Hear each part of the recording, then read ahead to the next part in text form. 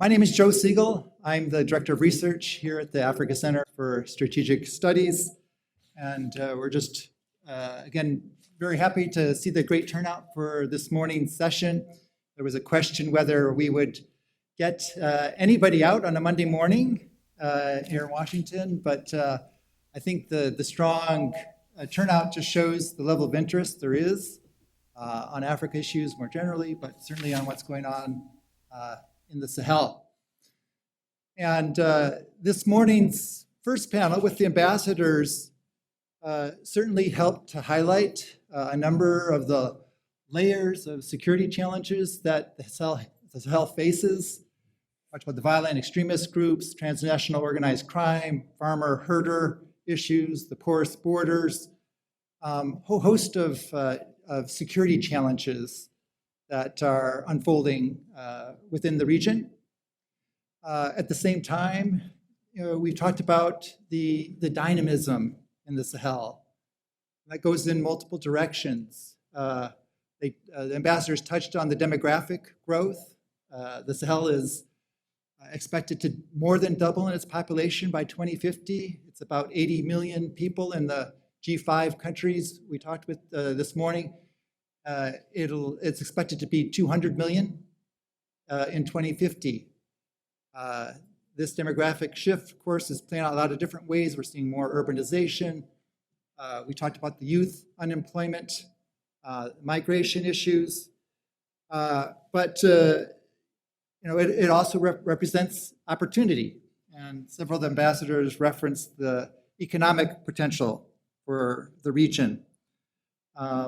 And it should be noted, the region, for the most part, is going through an important process of political reform. There are a majority of governments that are democratic leaning. And so there's a lot of unfolding dynamics that make the Sahel a very interesting place to be tracking.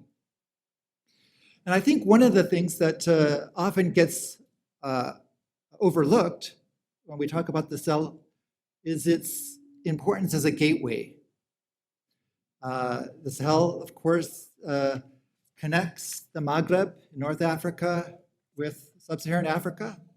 We talked about especially the link with the Gulf of Guinea countries. But less well appreciated sometimes, I think, is with the movement of people, with trade, with ideas.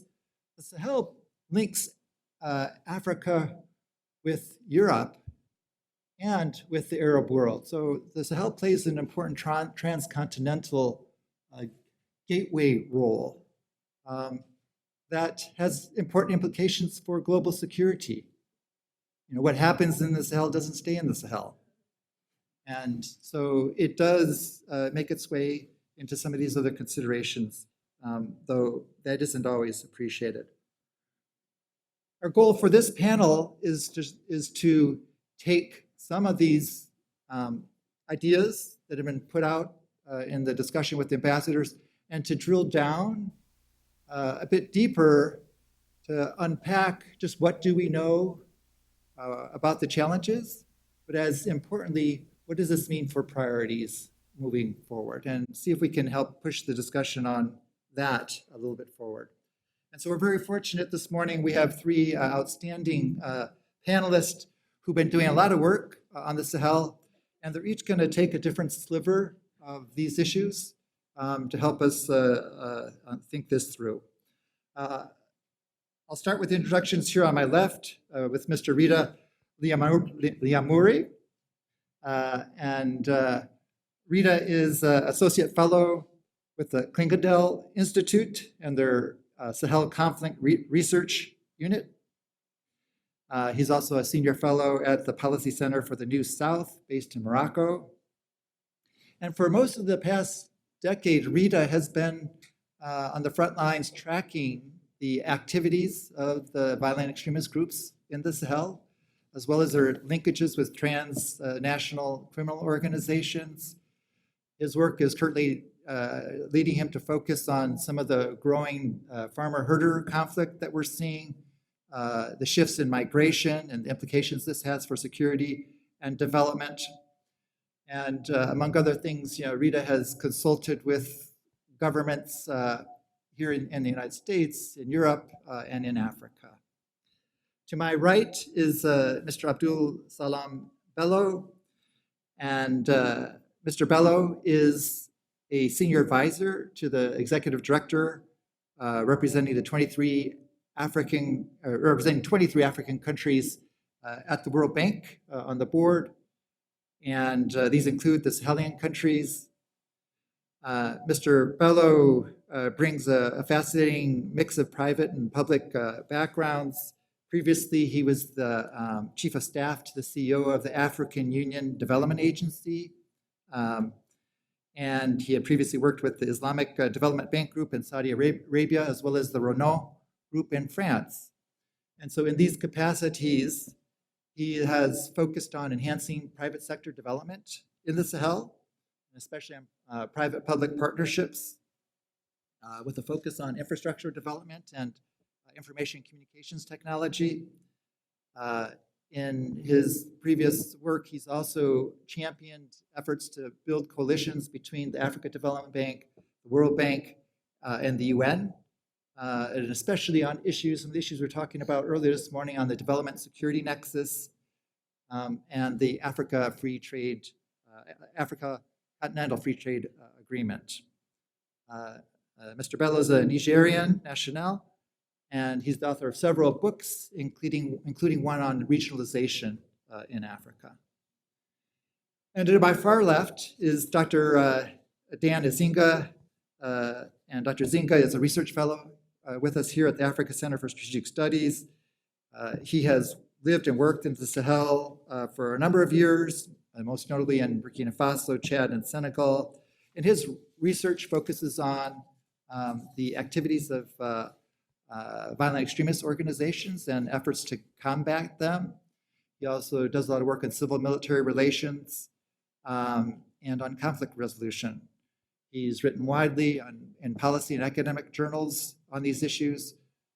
Prior to joining the Africa Center, he was a fellow with the Centre Franco-Pay at the University of Quebec in Montreal, and he is a research associate with the Sahel Research Group based out of the University of Florida. So our format this morning will be, we're going to have each of our panelists speak briefly, laying out some of the respective issues that they've been working on, and then we're going to open up for a broader conversation and comments and questions from the group here. So with that, Dan, let me turn over to you. Thanks, Joe, and thank you all for being here this morning. It's really an honor to be able to speak with you. I look forward to having a conversation with my colleagues about issues in the Sahel and the prospects for peace and security in the Sahel. I was asked to talk about some of my research on violent extremist groups or militant Islamist groups, which dovetails very nicely with many of the products and infographics that we've produced here at the Africa Center for Strategic Studies. And so I thought I would kick off with a map that we've produced that I've put up here on the screen. And well, you might notice a few things about this map. First, there are a couple countries missing from the larger G-5 Sahel. Chad isn't on the map at all. And that's in part because if we were to look at the continent and violent extremist organizations that are active on the continent, we would see sort of 4 different theaters, of which the Sahel, this grouping here, comprises one. And that's where I'm going to focus most of my remarks today. The others would be the Lake Chad Basin, which we've heard a little bit about already today, and the conflict with Boko Haram, but also Somalia, and then the Sinai Peninsula and Egypt. Now, I raise that because there are some interesting differences between what's been going on in the Sahel as compared to these other 3 theaters of violent extremist activity. And so one of those differences, or actually 2 of those differences, are noticeable from this map right here. You'll notice 2 things, I think. One, the geographic dispersion of violent events is actually quite far. They're covering a large territory in terms of just land area. And then secondly, you'll notice that there's a diversity of actors. And those 2 factors are quite different than when we look at other concentrations of violent extremist activity on the continent. It suggests a couple things. In terms of geography, we'll see that in the Sahel, both urban centers but also rural areas are affected by violent extremist activity. And then with regard to the number of groups, we're dealing with a situation where there's not one clear ideological or motivational dimension to violent extremist activity in the Sahel. There's a diversity of actors because there are a diversity of reasons for which they're trying to engage in the violence. So that's just to give you a bit of context by using this map. But there are also some really interesting aspects that differentiate the Sahel from the other three theaters on the continent as well. And that has to do with different trends. And so I'd like to provide just a little bit of the data behind militant Islamist activity, violent extremist activity on the continent. So first, it's important to recognize that 2018, there were a record number of violent extremist activities or violent events associated with militant Islamist groups on the continent, but that record number is only slightly higher than 2017. And that's because the conflict with Boko Haram, the conflict in Somalia, and the conflict in Egypt all saw declines in activity.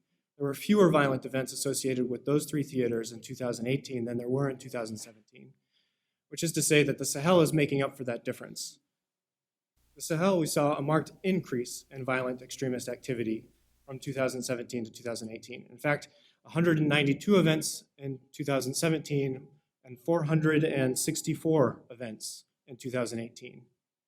It's also remarkable that, or I suppose it goes without saying, that the number of fatalities also increased, which is not the case for the other three theaters. We saw on the continent that there were declines in the number of fatalities related to Somalia, Boko Haram, and Egypt, but the number of fatalities in the Sahel more than doubled from 2017 to 2018.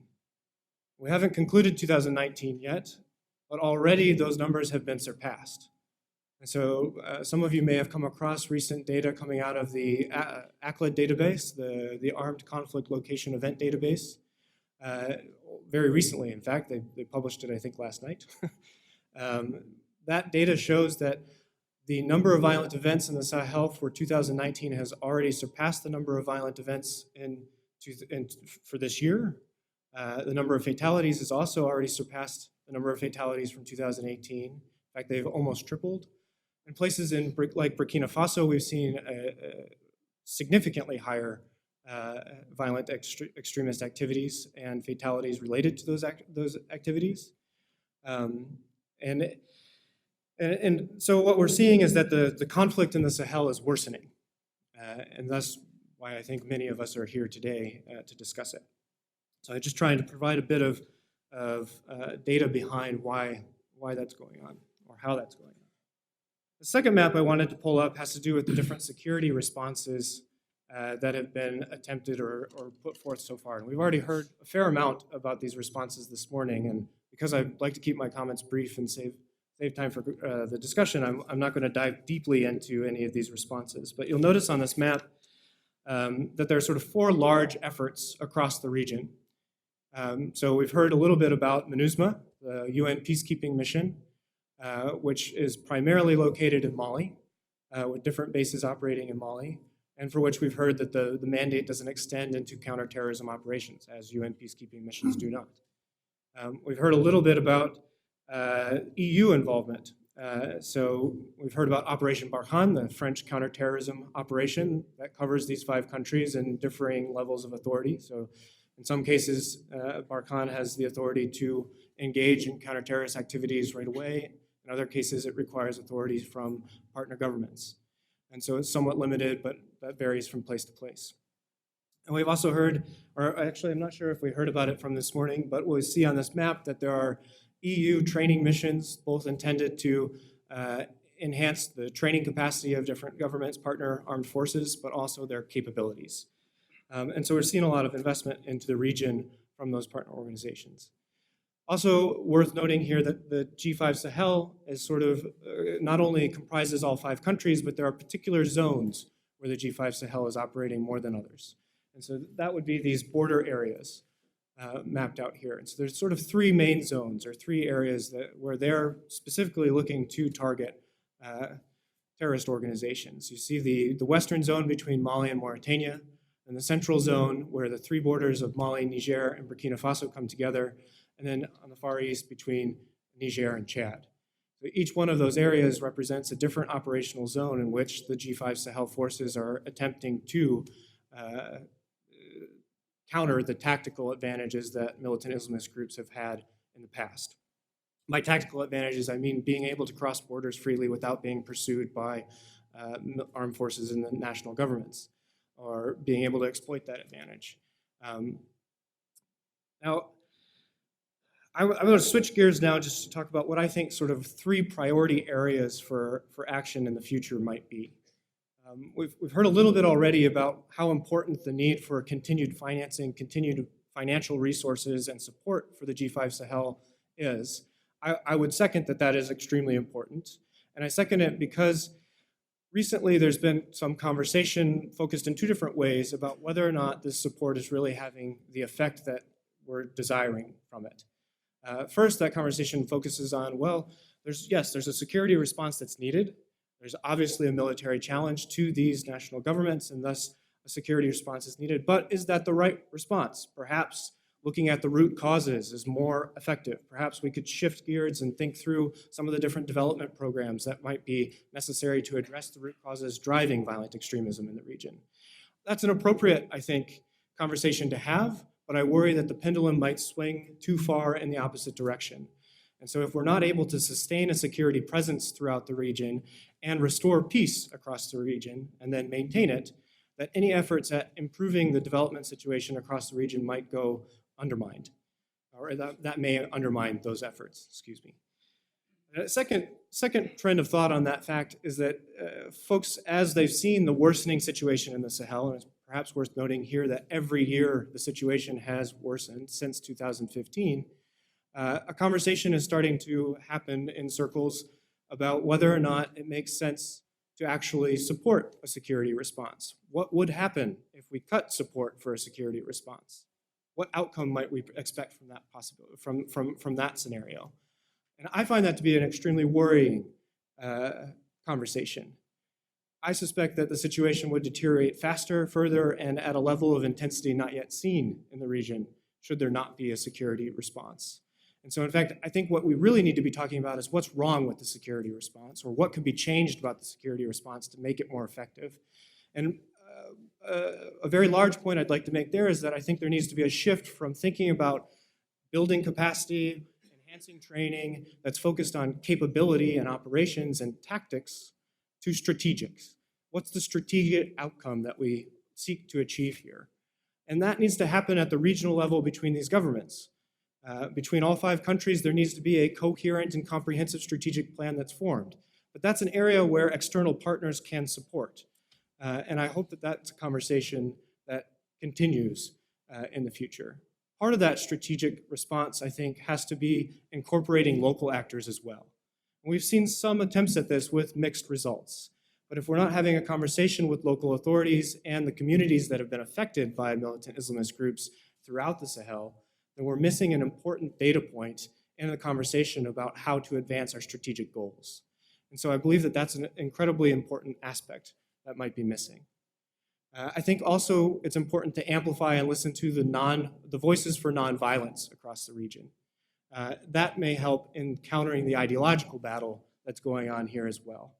And so if we can begin to amplify voices for nonviolence and try to support those voices and listen and make the adjustments that they're calling for, we may begin to see some change in that way as well. Finally, I want to end on a somewhat more anecdotal point, but I believe it's an anecdotal point that many people in this room could corroborate. So I've been working in the Sahel for almost a decade, and during that time I've had a lot of opportunities to work with folks from the region, and I consider myself very lucky to have done that. In 2011 and 2012, I worked on a large project that was focused on electoral processes, the Trans-Saharan Election Project that was funded by the State Department. That project brought members from all 5 of these countries, including Senegal, to have a dialogue and exchange about how electoral processes function within in each of their countries, as well as in the United States.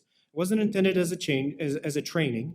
It was intended as an exchange, an opportunity to learn from other experts in your field to try and advance your career in that way. Many of those folks, many of these mid-level career, mid-career civil servants or academics or other experts on elections have since transitioned their professional trajectory to working on conflict, to working on countering violent extremism. They've changed their trajectory towards becoming the leader of a civil society organization that's focused on countering violent extremism. They've changed their trajectories towards working in the counterterrorism bureau of their government as opposed to the bureau focused on democracy and elections. I make this point because what I'm really trying to get at here is that a political economy of conflict has started to develop in the Sahel. And unless we begin to think strategically at how to dismantle that political economy of conflict, I don't think that we're going to start seeing the Sahelian countries exit from the cyclical crisis of conflict that they've been experiencing over the last several years.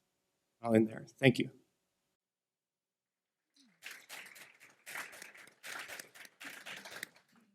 Thank you, Dan. So Dan puts a few important issues on the table for us. He's addressing the question about security responses and reframing. It's not a question of whether we need a security response. It's how to improve it and what are the strategic aims of that response, and having a conversation about that. Importance of listening to non-violent voices, and the fact that there are a lot of those voices out there. It's a matter of trying to gather them and put that in a coherent framework. And then he touches on this important point about the political economy of conflict in the Sahel. And it's a flip side of the security development conversation that unless we get that security development side right, then you're going to see this other political economy taking root. Dan also mentioned some of the publications that we've been doing, so it's an opportunity for me to plug the fact that if you haven't seen them, we have a number of the publications we've been doing over the last couple of years, trying to bring out some of these issues on the Sahel. Here in the back, they're also available online in French and English for those who might find them easier to access. And I would also want to just recognize the work that went into those. We just last week, we had a visiting French research fellow, Pauline Leroux, who had been with us for the past year, so she contributed significantly to those publications. And Ms. Wendy Williams, who's in the back, has done a lot of our work on the militant Islamist groups as well. So other resources there.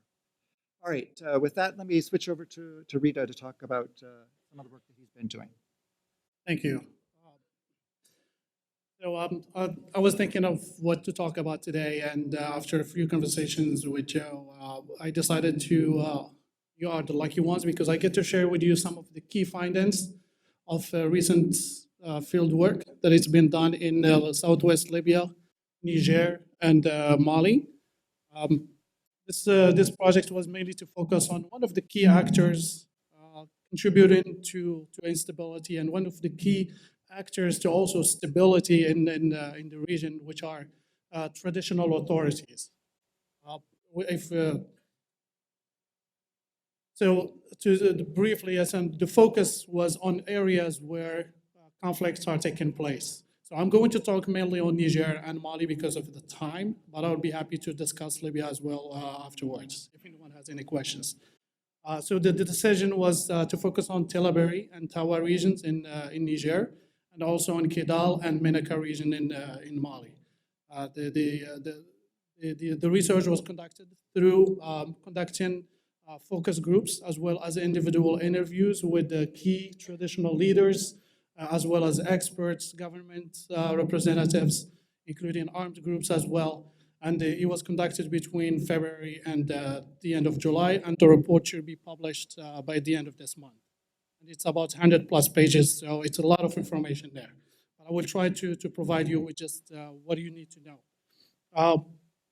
So as we see, like the spread of violence and conflicts taking place in these areas where the state has little presence, or maybe no presence whatsoever, but it doesn't mean that those areas, they've never been governed, but traditional authorities have played a key role in those areas. But as we know, since 2011, 2012, traditional authorities became under tremendous stress, pressure. They became the front line of conflicts. not only violent extremist organizations, but also domestic conflicts, as Joe mentioned, herders, herders and farmers, as well as civil disputes, etc.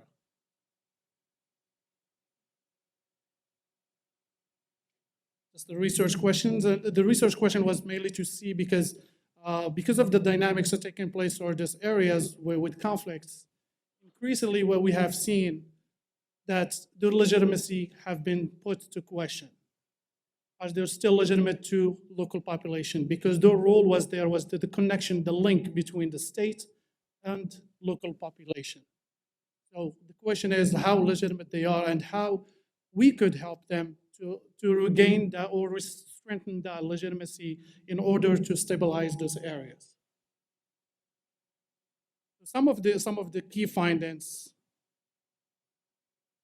they became politicized, and they became more involved in politics, and that's why they're increasingly losing legitimacy and influence towards the local population. And during the conversations that we had in focus groups, the definition, when you ask someone to define a tribal leader or traditional leader, 3 words came more frequently how to represent them: trustworthy, kind, and sharp. So you're looking at these individuals because you're looking at them because you trust them to resolve the conflict fairly. And you're looking at because they're not corrupt. But then they became more, sometimes because of the circumstances, they became easily manipulated by what we call in politics businessmen from the central government for political interest. So they're losing that legitimacy and that trust towards local population. That's one. Second, the nomination. Instead of in the past that was based on traditions, increasingly we see the states, the modern states of today in the Sahel, they're more involved in the decision on who should be the tribal leader, who should be the traditional leader to lead certain community. So became more involved, and sometimes the approval has to go through the mayors and local mayors. So they started to be seen as representatives, as states agents paid by the Ministry of Interior, for example, rather than actually representing a local population. So that's another threat, another finding. The third one I want to share as well is that, especially in Mali, they became so entrenched within armed groups because the state's absent. There is no state in Menaka or Kidal region, or at least in parts of Menaka. Menaka there are, but not necessarily much involved. But in Kidal, they still absent. In Kidal, they are the traditional authority structure is embedded within armed groups. And they have certain structure, including the rule of law, justice, conflict resolution, and security. But in Menaka, it's structured the more individual level at the clan level. So it's very fragmented. That's why we have seen the increase of acts of atrocities, for example, in Menaka region, because there is that lack of unity and social cohesion that it's missing to bring stability in the area.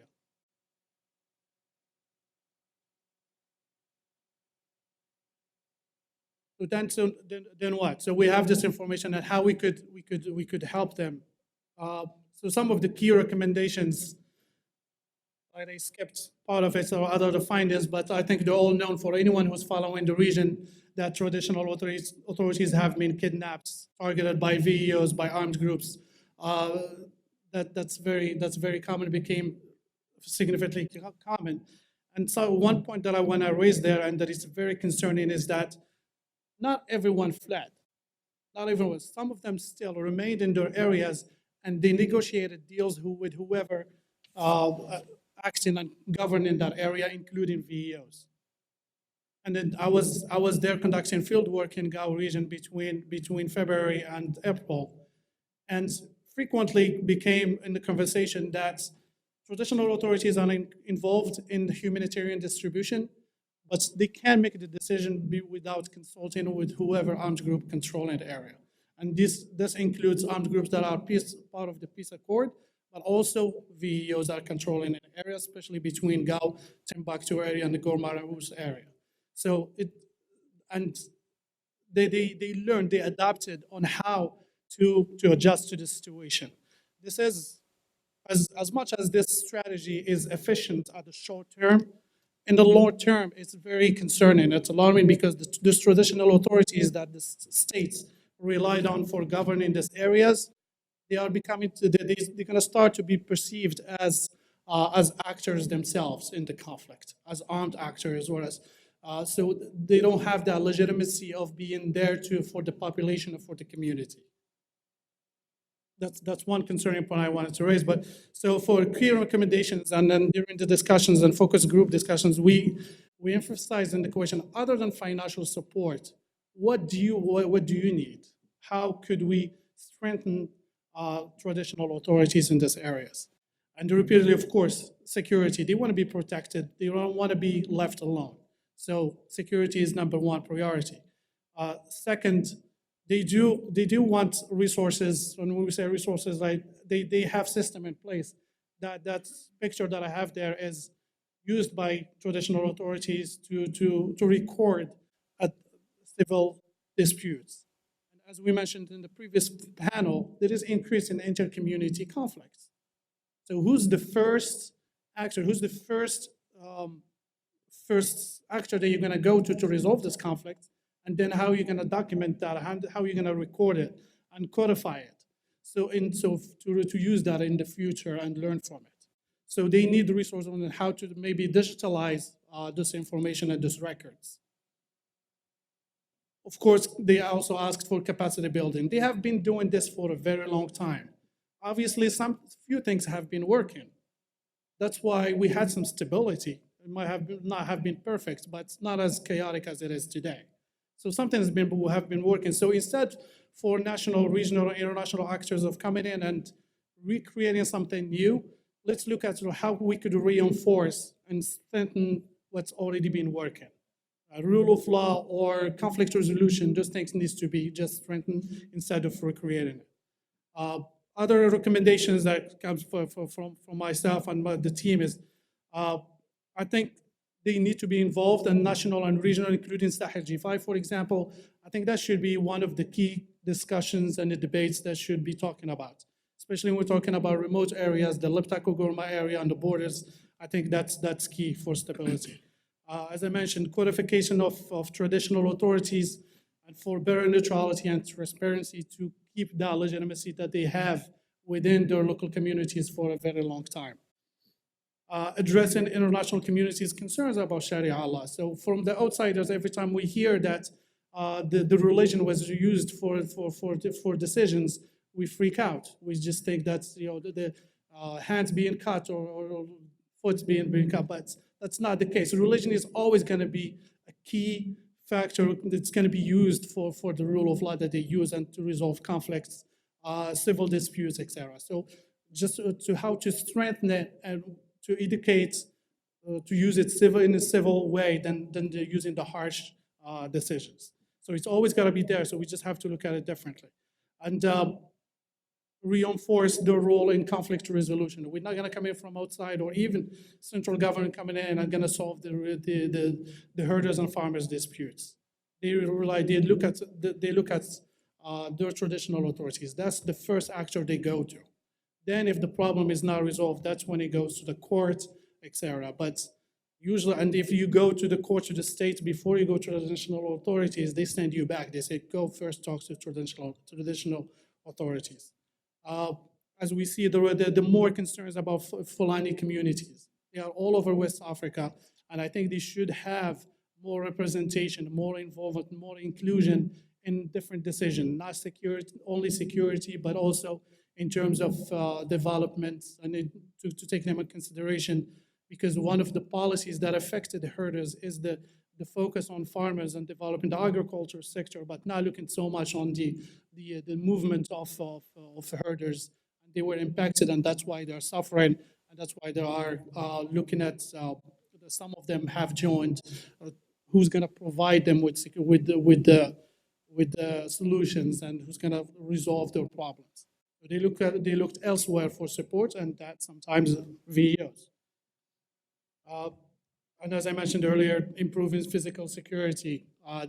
We have seen in the past 2 months, 3 months, in Tilaberi region and the Tawa, we have seen the assassination of at least 2 or 3 tribal leaders. Also, the village chiefs as well in Burkina Faso. Number, and as Daniel mentioned, repeatedly, every week you hear the village chief have been assassinated. Same thing in Mali and Burkina and Niger. So I'll stop here and looking forward to your questions. Great, thank you, Rida.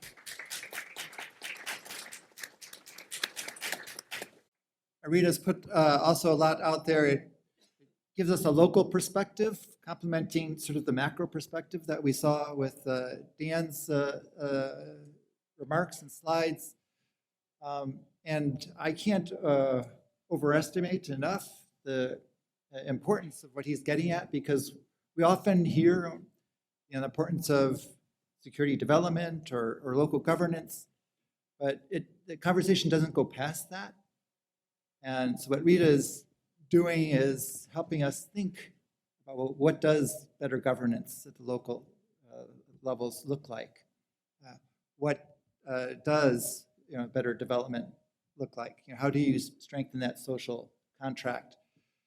And I think it's very revealing the highly central role that these traditional authorities play in maintaining social stability.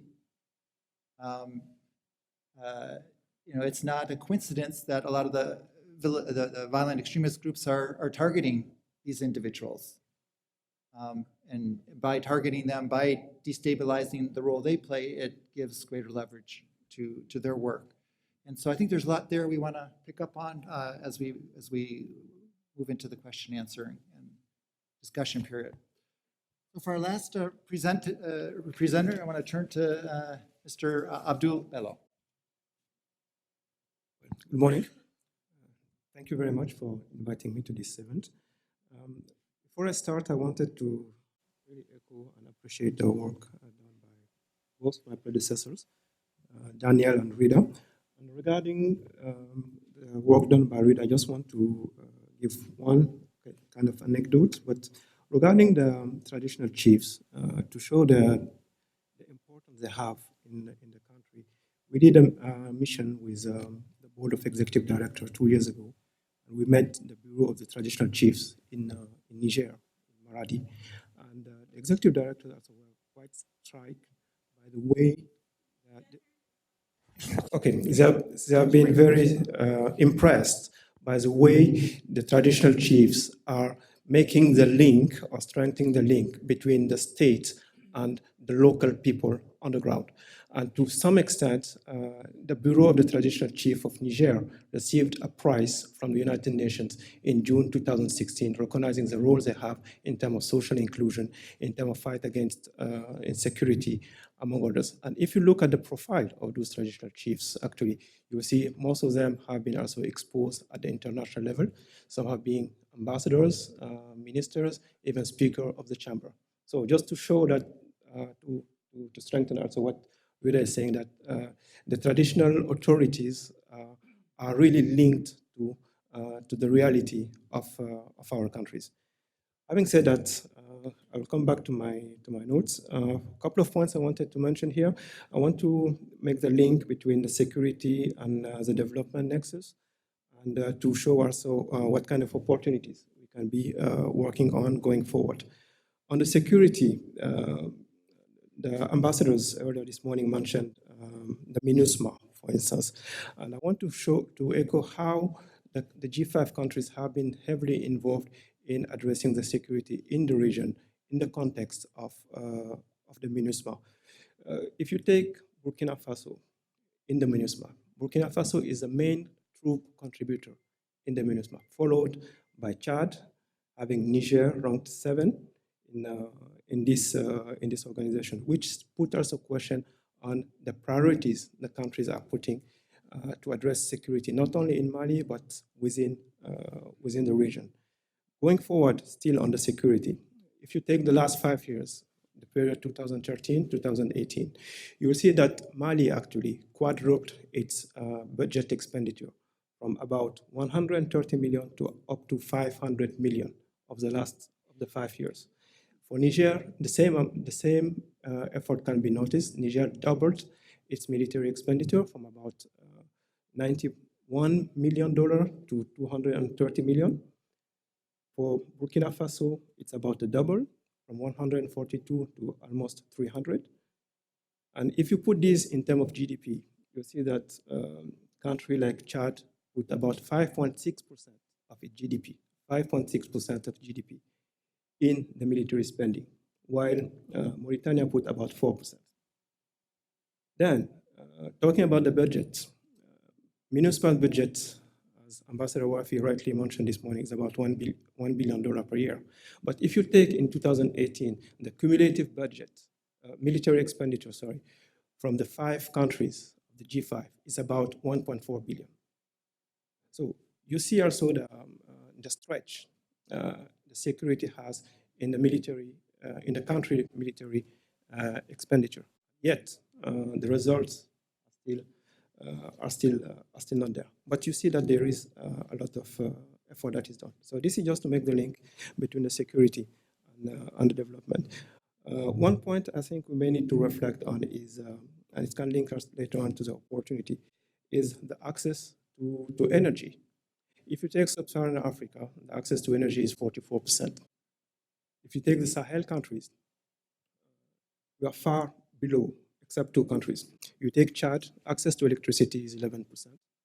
You take Niger, it's 20%, Burkina Faso, 25%. You have Mauritania and Mali that are reaching this average of 44%. But then, if you dig a little bit, you talk about rural area. Then you have some concern, and then you also make the link with security and development. You take, in most of countries, access to electricity is below 1%. In Niger, the rural electrification rate is 0.91%. Then we talk about education, human capital, and then we link it to access to job. You take most of the countries, of course, are on the bottom of the UNDP Human Development Report. You take the years of schooling in most of the countries, it's under 10 years. Then if you take the ratio regarding skilled labor, you take Mali, you have 5%, which means that the skilled labor force represents 5% of the total labor force in the country, which is very, very low, you can understand. In some countries, it's even below 2%. Then security, how it affects education, human capital. Over the last months, we have seen that security has affected schooling. About 2,000 schools are closed in Burkina Faso, Mali, Niger. But 2,000 schools mean about 400,000 children who are out of school, which means also that 10,000 teachers out of job. And then, what about the girls? There are studies that have shown that actually in a conflict-affected situation, girls are 2.5 times at risk to be out of school versus the boys. Meanwhile, you see that the countries, and its links also to the security, that have made a lot of efforts to put also resources to address education. Once again, I might be biased here, coming from Niger, but you take figure on Niger between 2011 up to 2014. I mean, in 2014, Niger put up to 6% of its GDP to education. That year, the average of GDP put to education was about 4%, which means that Niger was two points above the global average. But yet, after that, you see this ratio falling down. For which reason? One, security, and security increasing in the region. You have to put more effort on the budget for the military expenditure. But two, it's also the drop or the commodity crisis that started for some of the countries during that period. So you have this double effect actually on social and social education and health. Yes, we said earlier that the population is very young, 65%, under 25 years, but still, we believe that this use also is an opportunity, but it's, I would say, time or more than time to put more resources, more efforts to find further opportunities to come with border reforms, but also for both the international community and the countries to support education, especially vocational training, which also can help address some of those gaps very quickly. So what actions? A couple of them. So my predecessor mentioned already the importance of governance, rule of law. And on this side also, I will say, strengthening the dialogue among the communities, but also strengthening institutions. You have some institutions that already are in place, but that need somehow to be scaled up. In the mid 90s, at the end of after the government of Niger concluded a peace agreement with the rebel groups, the country put in place what they call the HACP, which is in French is la Haute Autorité à la Consolidation de la Paix, with High Council for Peace Consolidation. And this institution is doing a lot of work also in addressing some drivers of conflicts, talking to traditional chiefs, but leader of opinion, to address also some gaps in terms of rule of law, but also community dialogue, etc. So we believe that those kind of institutions need also to be given more focus and more strength. Opportunities also exist, talking about energy. Today we see that there is a fall in the price of solar, for instance, which become very affordable. And a lot of institutions, like even the World Bank, its private sector component has this initiative called Scaling Solar, on which the IFC, which is a private sector component, comes with the countries to support various reforms to unleash the potential for the private sector to come in, to also to open, or say, the bidding, to ensure that they have competitive rates at the end. And this is happening even in Niger. There are some work that are being done in that area, as well as Burkina Faso. And I believe that also there is opportunity for Power Africa to be part of this those initiatives. But in addition to that, definitely we need also to give focus to access for women in all those services. And also, multilateral development banks are putting in place some criteria in terms of access to service to women in that area. Another opportunity to consider, and it's linked to energy, is the ICT. I mean, with the ICT, there is a potential also to leapfrog. I mean, access to services, to develop also various projects. For instance, there are some initiative called Smart Village Initiative in Niger, which aims at connecting 15,000 villages, which represent about 85% of the population. And this initiative is having a lot of momentum and gathering a lot of interest from a lot of partners, not only from the national level, but also from the United Nations, the World Bank, the African Development Bank, UNESCO, UNICEF, etc. And the advantage and the beauty, I would say, of this initiative, it links also to the Sustainable Development Goals in all its dimensions, which means that it can help access to do e-health, to access to do e-education, etc., and help also countries develop new framework, for instance, to develop what we call the massive open online courses. Therefore, you can even address the issue of some migration, if you wanted to put it in that way. Three other points, and then I will conclude. Most of countries also are rural economies. And here we have also opportunity to develop the agro-industry and to link the agro-industry to not only the regional value chain, but also to the global value chain. And there also, you see the gap but when I show the gap is also to highlight the potential we can be able to invest in. You take a country like Niger. I hope that my ambassador will not be mad at me on that. But you take in 2014, the rural area attracted 0.94% of loans granted by the banks, 0.94%.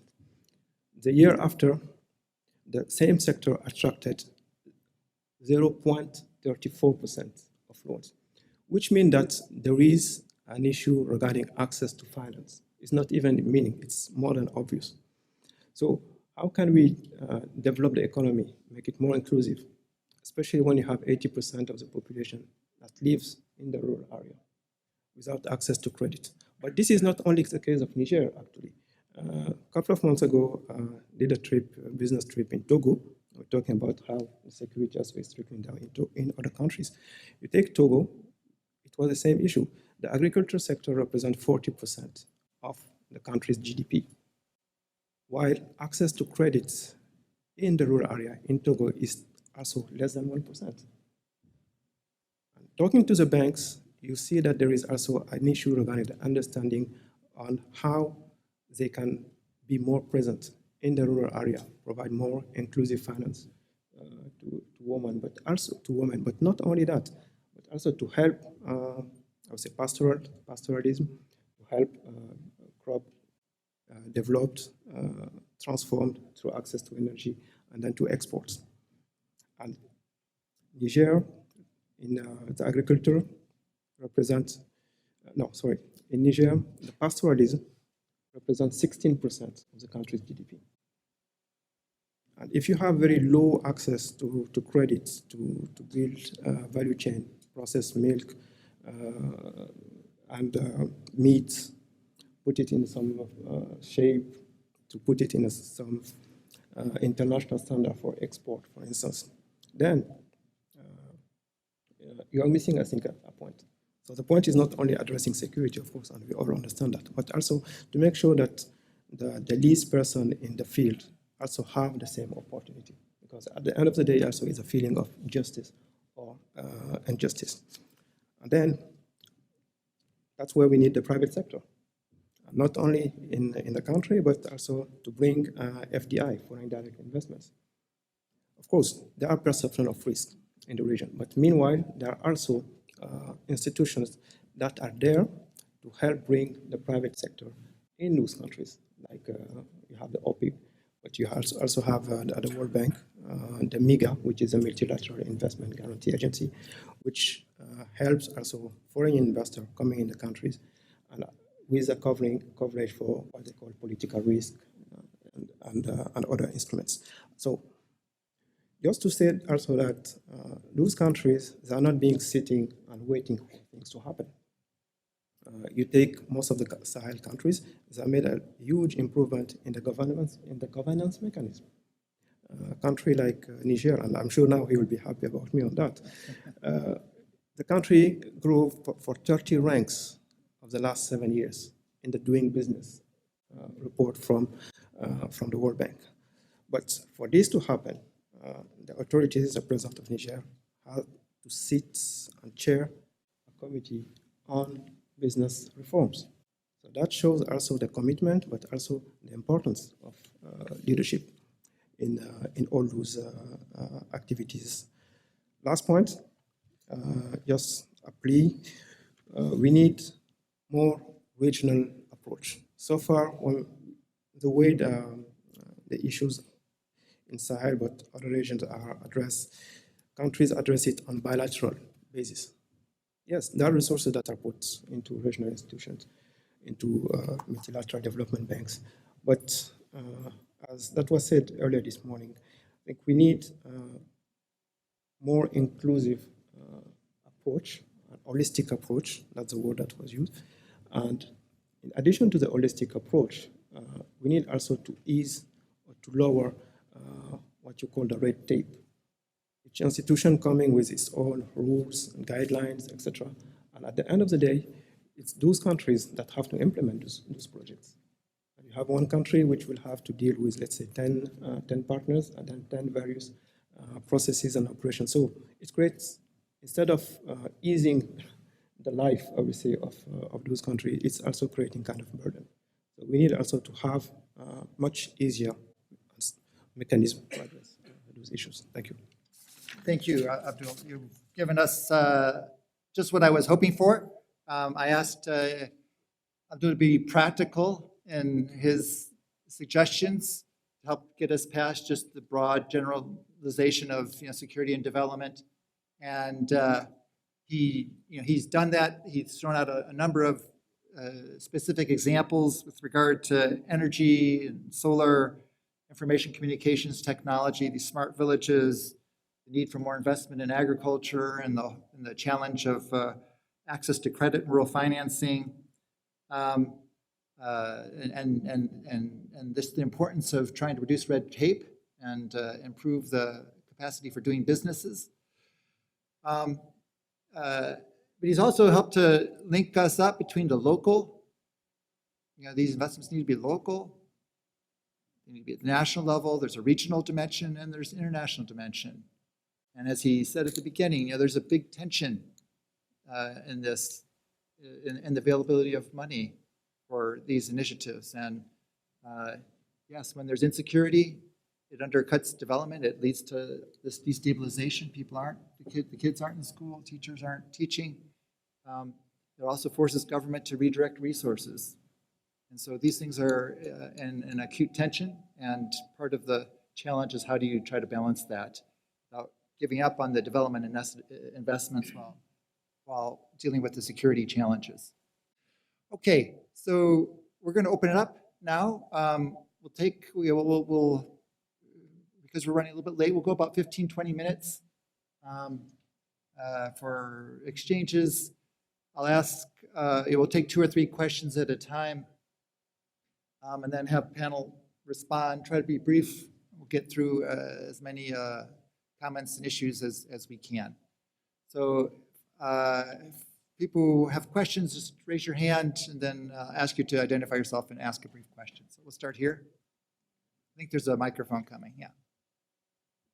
Yes, Ann Peacock, Department of State. My question relates to sort of the call for the need for a more international, regional approach. And I'm curious to know your opinions of the African Union's current efforts, as well as what it could be doing to strengthen its efforts in this area. Okay, super. I'm going to ask Abdoul to answer that one. Mr. Ambassador, did you? Here's a microphone. Thank you very much for enlightening us.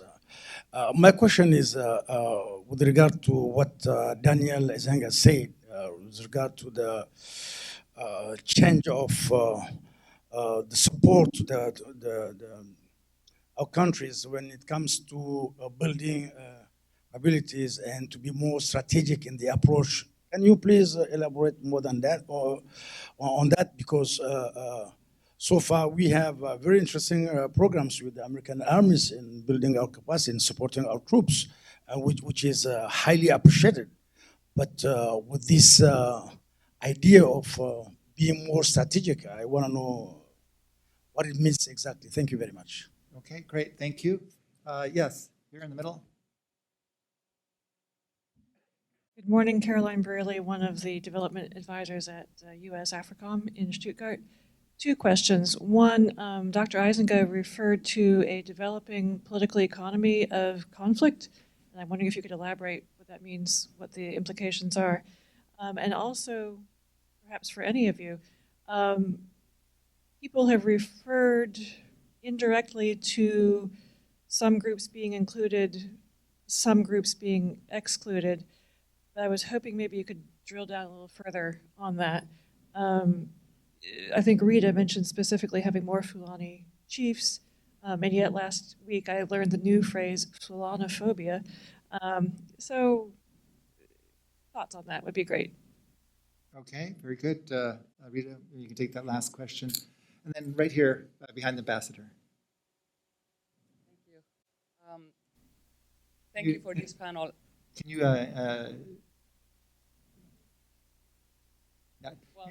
can you give us your name and institution? Sally Greeley, freelance translator. Okay. I regret not having a woman on the panels because you speak about empowering women. We should start here where we're speaking about it. Just a little thing.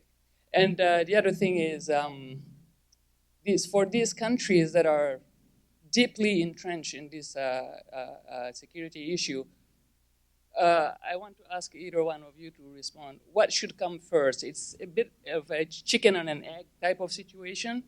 Do we go for security and come back to development after, or do we go for development and hopefully that blocks the security issue? Thank you. Okay, thank you too. All right, I'm going to pause, give our panelists a chance to respond to that first group of questions. Again, you don't have to respond to every question, just to those that are most pertinent to your expertise, and then we'll go back for another round. So, Abdoul, would you like to start? Okay. Regarding regional efforts, especially the EU, I would say so far EU have been involved in especially helping building capacity at the regional and at the national level. So I think these efforts need to be praised, but also they may need to be put at scale. And when it comes to peace and security, in the context of the G-5 Sahel, you have the inter-army college that is built and operational in Nouakchott, I think since earlier this year.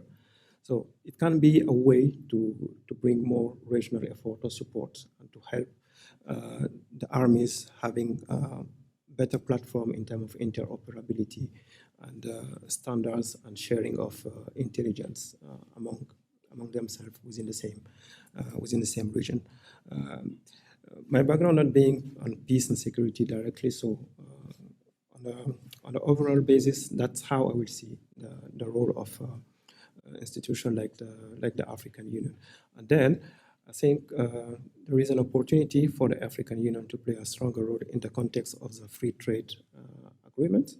And knowing that if you take the 5 countries of the G5 Sahel, they belong to 3 different regional economic communities. I mean, you have Niger, Mali, Burkina Faso in the ECOWAS.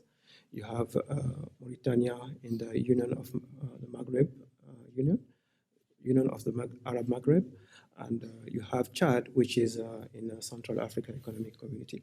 So I believe that that's where you can have a better, stronger role of the African Union to help putting more synergy, harmony among those 3 regional economic communities to support individually and regionally those countries.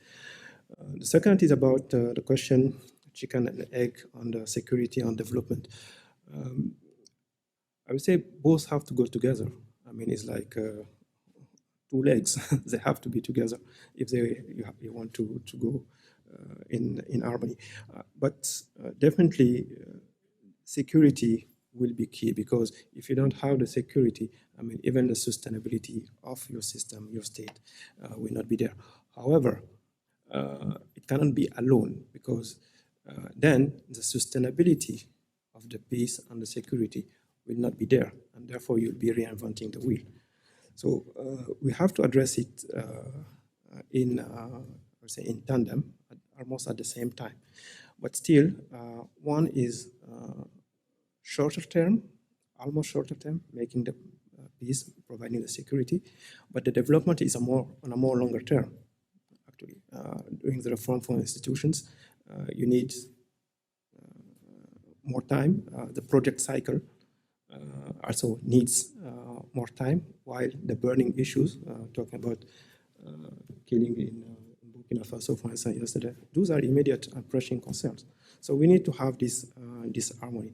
And then you need to have the connection between the development partners and the peace and security institutions officer. And there is one point that might be missing, is because we talk about the nexus, but you see there is a gap or a missing link when it comes to most of international financing institutions, which doesn't have the mandate to address the security. They even don't have the mandate to provide funding to address the security. So now there is a dialogue within the MDBs, multilateral development banks, and the EFIs, and how should they, as development partners, be able to support the countries in addressing the security in the context of the development. Okay, thank you. Very good. Abdoul, Rida, go ahead. To just pick up where Abdul left off about the security or development, without saying like going hand in hand. Well, what I would add, and based on my personal experience recently, I think we start with accepting that we have a problem. There is a problem, and this starts with nations, Niger, Mali, Burkina, countries in the region. First, accept that there is a problem. You have to accept the problem in order to resolve it. We can sit around here and we're still talking about Libya, which was 9 years ago, 8 years ago. Yes, Libya was a problem, but these groups will not come in and implement themselves in the remote areas of these countries if the environment was not already vulnerable for them and ready for them to be exploited. So that's what happened. So I think that's one thing. We need to accept there's a problem. The personal example I wanted to provide is, I was in Mali and between Gao and Bamako when the massacre happened in central Mali, when 160 people were killed, including women and children. Weeks later, the Prime Minister, Mr. Maiga, was here in DC and in New York, and I was in Bamako. His speech at the UN, the Malians were furious that I was with, because it made it the picture that he drew that everything was fine. Yeah, it's like just people and that's what triggered the protests, and also eventually resignation of the government. So I think that I wanted to add about, like, it's not security development, but first we have to accept there is a problem. In terms of inclusion, yeah, I can't say the word better than you, my accent, but yeah, the Fulani issue is not recent. It's not a decade ago. It's decades ago. We have to look at the history, and I think it's our job as researchers, as advisors. We have to look at it at the micro level, and we have to do a very good job at the micro level historically to inform people like why the Fulanis are being perceived, how they are perceived, and why they feel stigmatized. And things that happen in central Mali and Telaberi region, and also in the Sahel and the Boucle du Mouhoun in Burkina Faso, why those things are taking place? Because they are feeling stigmatized. And the example of, I said earlier, if the state is not providing them justice, or traditional authorities or local authorities, they're gonna look for justice elsewhere, and someone else came in and provided them with that justice. Oh, we're gonna help you, we're gonna give you weapons, we're gonna train you, and we're gonna settle the disputes because no one here is taking care of it. So that's why we need more inclusion and more dialogue at the national and regional level as well. Thank you. Great, thank you, Rida. Dan? Thanks very much for some great questions and for the opportunity to clarify a couple of my points.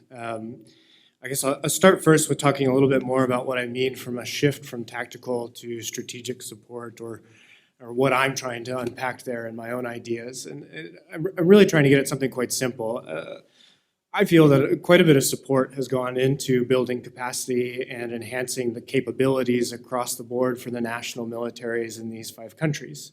And I think that we've seen a fair amount of progress in terms of their capabilities vis-a-vis, say, 2012. And that's a success. It's an important success.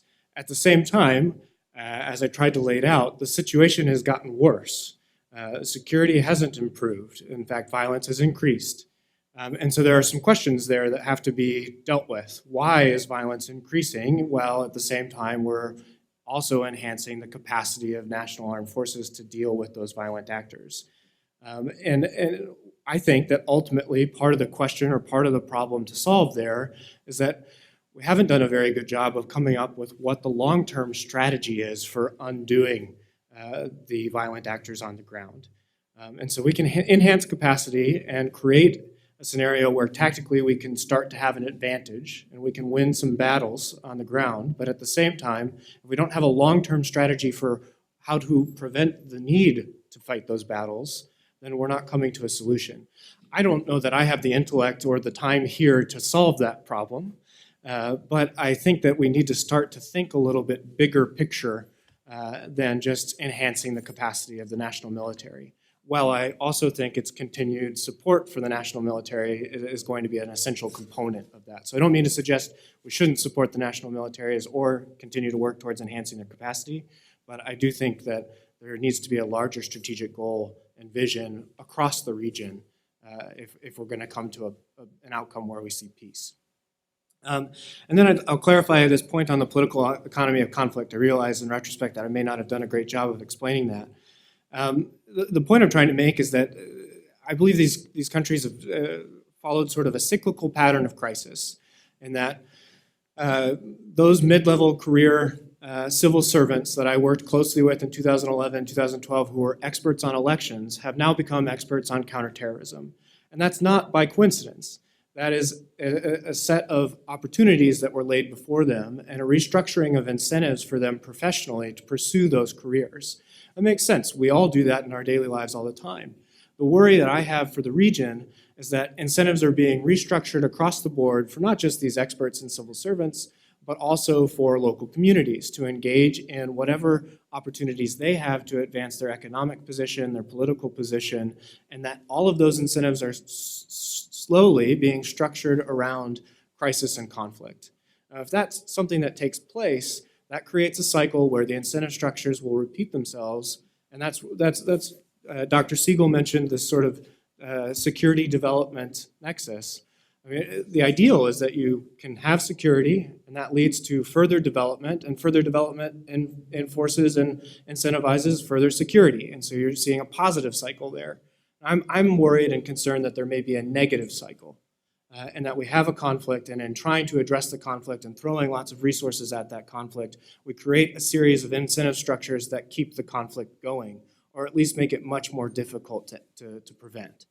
And so I think we need to start thinking big picture about how to dismantle that set of incentive structures as well, or dismantle the political economy of conflict that I fear may be taking root in the region.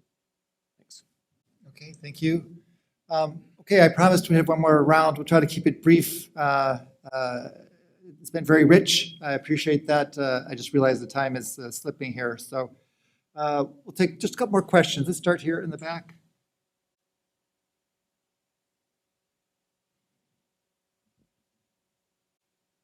Baisu Sissoko, Kibri Center for Conflict Resolution. And you've talked about agro-pastoral industry in the rural area. But I want to bring attention a little bit to the internally displaced folks that live in these countries. And most of these countries are really agricultural countries, depending on 3 months of rainy season. So we know that they are displaced, and we are looking forward to solutions or recommendation on what is going to happen when the times to get the crops and there is nothing, everybody's displaced, and they can be vulnerable enough to the terrorist groups in the countries. So what do you have to say about that? Okay, thank you. Let's go here in the back row there. Yes. Thank you. My name is Salam from Ethiopian Embassy. My question goes to the issues in relation to coordination of international actors in the region, which is very important, I think, because we have seen some points that when one of the ambassadors was talking about the MINUSMA, there was a question of, I think, there is a question of legitimacy, and that how are efforts being made to address those kind of challenges? How the international efforts that are being made by several actors in the region are being coordinated? Is there any kind of platform whereby international actors can get together? Okay, very good. There was a woman here. Yes. My name is Fatima Taki. I work on the National Guard State Partnership with African countries. Our last partnership is with Burkina Faso. My question is, as we deal with strategies, I know we all agree about the need for a unified strategy and a long-term strategy, and also the financing, the support from the international community, the inclusion of all the parties, and bringing them back to the table to talk. But what I am looking at as we discuss these things is we are looking at the violent extremism and the jihadists as the ones that are doing things right. They are doing the wrong things right. And while we are doing all these efforts and putting our efforts and our minds together, we are actually doing the right things wrong. How can we change that? And also, how can we help the population? We mentioned that 60% of the population in the region is under 25, and they are all migrating, sinking in the Mediterranean Sea. There is no hope, and I like the ambassador earlier from Burkina Faso said that the most promising activity for the youth is the terrorism. How does the jihadis have that strong will and the governments don't? And how does the international community get stuck into interests and keeps looping around the issues instead of really fixing them? Thank you. Okay. Well, I think that's actually a great framing question that we all want to be thinking about. And so I'm going to close it off there. And I'll ask the panel to respond briefly to those parts of the questions that you feel you can add some value on.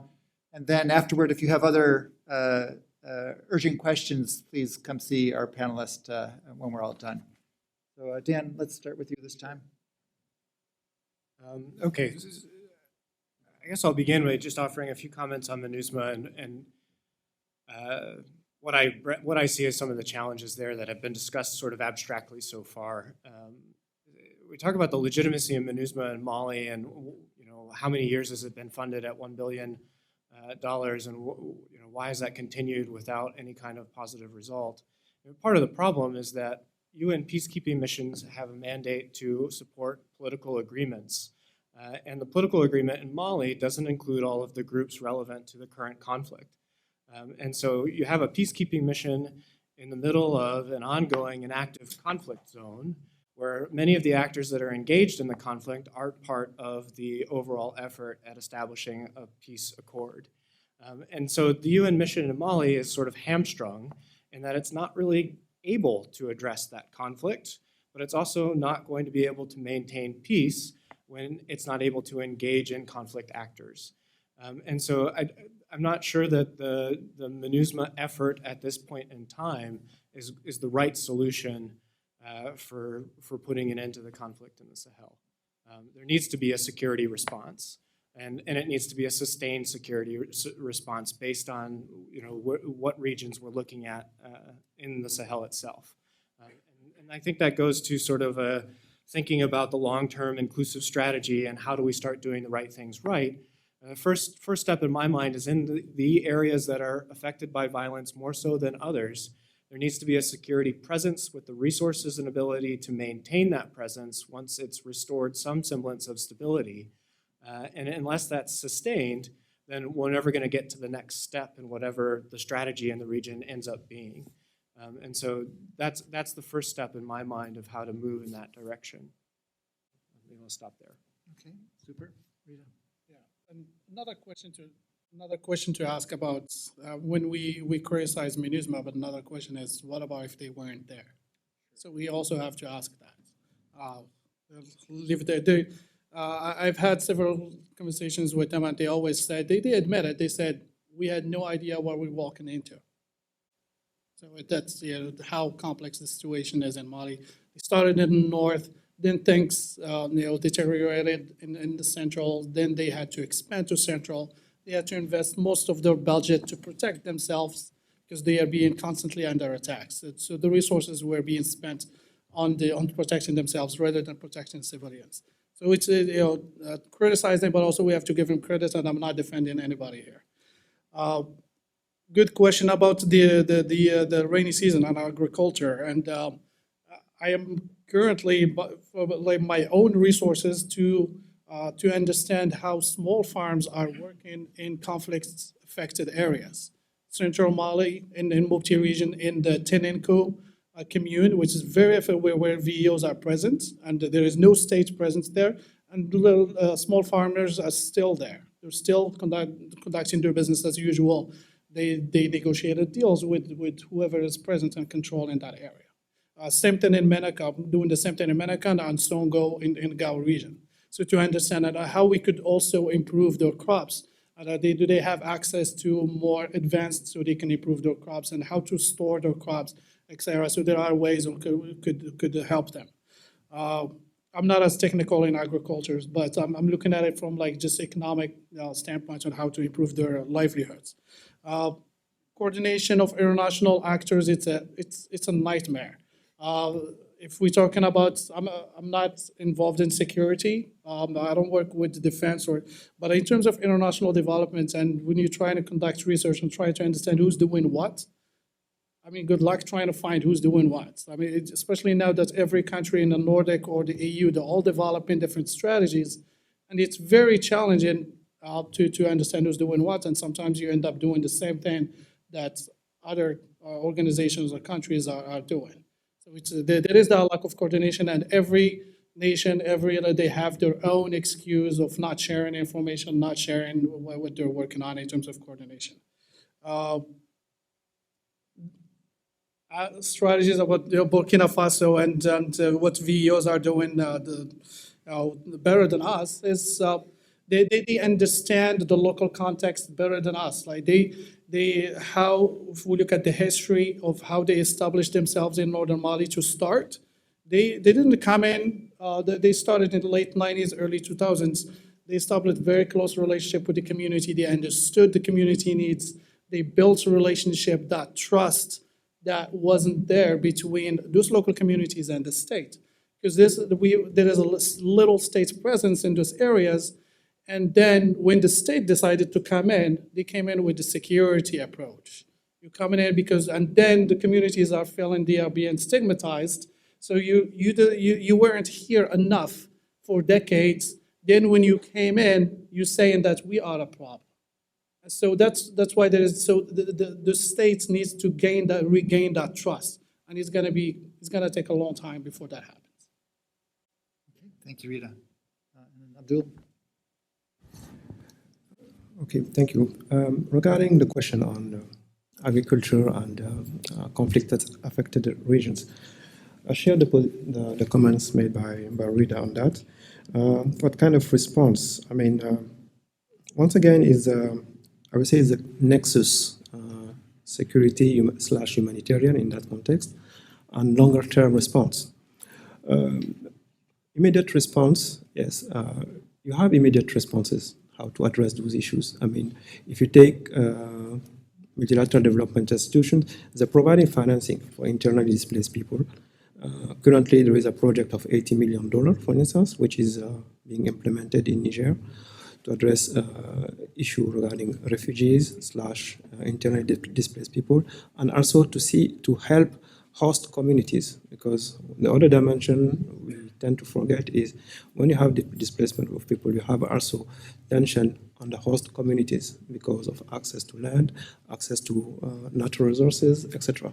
So on this side, I would say that there is a response, but definitely this response is not enough because it speaks to what you were saying earlier, the longer term response, how to address the question in a definitive way.